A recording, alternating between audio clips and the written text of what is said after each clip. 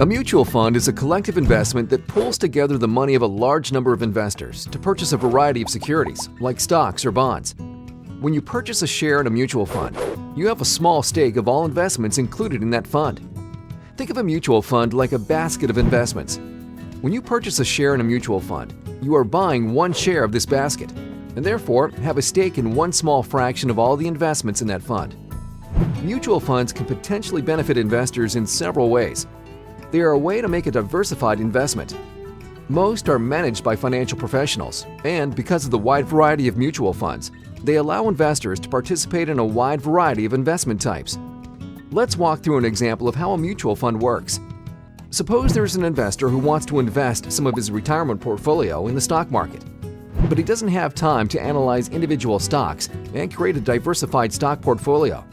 Instead, he decides that he'd rather purchase a mutual fund. This way, the investor can purchase a single investment, which will be similar to purchasing an entire portfolio of stocks.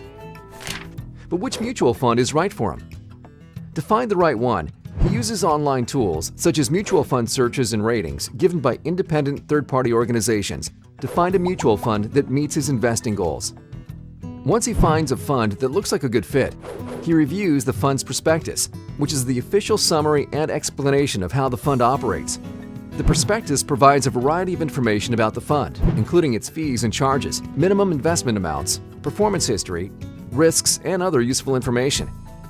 After researching the fund and its prospectus, our investor decides that this fund looks like a good investment. So, he buys the minimum required investment amount and purchases shares of the mutual fund. By owning shares, the investor now participates in the gains and losses of all companies held in the fund.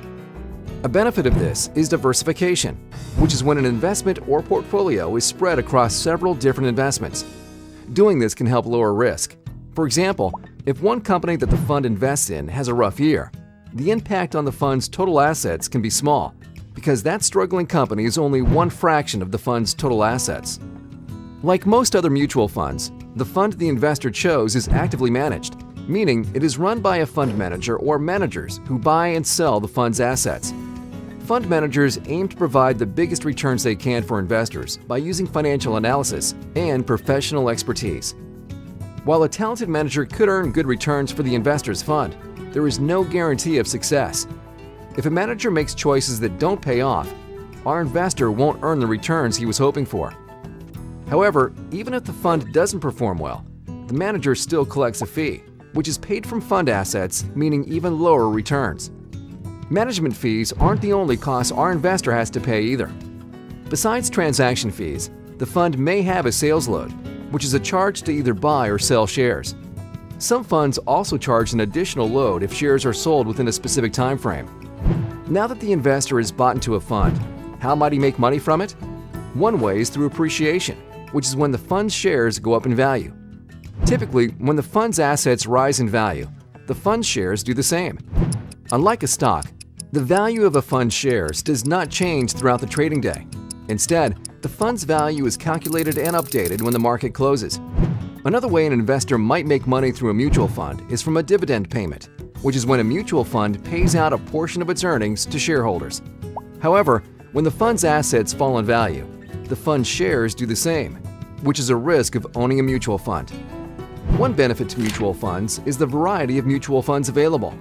Our investor chose a mutual fund that invested in stocks. However, there's a mutual fund for almost every type of investment. For example, equity funds buy stocks, fixed income funds buy bonds, and balanced funds buy both.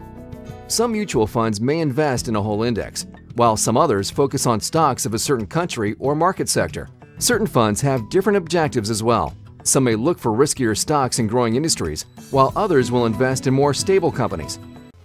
We're talking about mutual funds and how to invest to become wealthy. We should spread it across four types: growth and income, growth, aggressive growth, and international. Well, let's talk about those for a second, because there's all kinds of names for mutual funds, and the name of the mutual fund tells you what is in the fund. Okay? A growth and income fund is also called a large cap fund, or sometimes also called a blue chip fund. Now, the blue chip is the most expensive chip on the poker table, so that means these are big companies, in this. Large cap is short for large capitalization. Large capitalization means these are large companies. And so your growth and income funds are large companies. Boring. Of the 4 types of mutual funds that I put money into and I recommend, this is the calmest. If you were to chart this volatility on this fund versus the stock market, you would see it's a lot calmer than the market. And so it's your friend when things are going down, in other words. It's your stable. It's the big old dinosaur companies. They're boring. When things are going up, by the way, it's also boring. It's not exciting when things are going up. It's a downer. You look at that thing going, why is it not doing well when the rest of the market's going up? Because it goes slower than the market up and slower than the market down. A growth fund is right in the middle. The S&P 500 index fund would be considered a growth fund. A growth fund is companies that are growing. They're kind of medium-sized companies, so you might hear it called mid-cap fund. And so, these are just standard growth stock mutual funds. There's a whole lot of these out there. Ton of funds that fall in this area. So the idea is pretty simple. The growth fund, that's kind of right there in the middle. You want something in the middle when it's pretty much going to do about what the market does in terms of volatility, but you can get mutual funds that are growth stock mutual funds that outperform the S&P 500. You can even get growth and income funds, even though they're not as volatile, that outperform the S&P 500. Then there's the aggressive growth fund. This is the wild brother, okay? It's the crazy one. And so you might guess it's going to be also called a small cap funds. These are the small companies, the startups. A lot of tech companies would fall into there. Very crazy. All the fun, weird stuff is in there. And that means some of it fails and goes to zero. And so it's a crazier mix. It's going to be much more volatile than the stock market is. So it's going to go up faster than the market goes up, but it's going to go down faster than the market goes down. Small cap, aggressive growth stock mutual funds. Also known in there as let's see, small cap, aggressive growth. Oh, emerging market, you would call it that too as well. International funds means that the stocks in it are overseas companies. They're not American companies. It has a kissing cousin called a global fund. If you think of a globe, what is it? It's everything. So that would have international and U.S. companies in a global fund, and it would be a cousin to an international.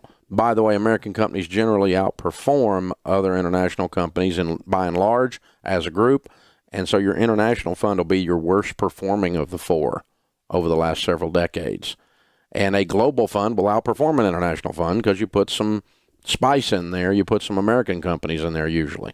And so they're a little bit better, but at least you got some stuff overseas. You're not 100% betting on the American economy. Not that I'm anti-American. I am not. This is not a patriotic thing. This is a diversification thing. And then you spread your investing across those 4 types. So growth and income, growth, aggressive growth, international. Don't chase the returns. Do not invest money in things you do not understand. People get ripped off when they invest money in things that someone told them is good and they trusted the person instead of knowing what the flip they were doing. You have to understand it. Now, you don't have to have a master's degree in finance. This stuff is not rocket science. It is really not that difficult. And you really, really seriously have to understand what the money is going into. Do not put money in it. That's why when you're buying insurance, when you're getting a mortgage, when you are doing your investing in mutual funds, that's why when you do all of that, that you have to understand what you're doing. I'm an easy sale once I understand something. But until I understand it, I'm not putting a dime in it. I'm not going forward with this. It's that simple.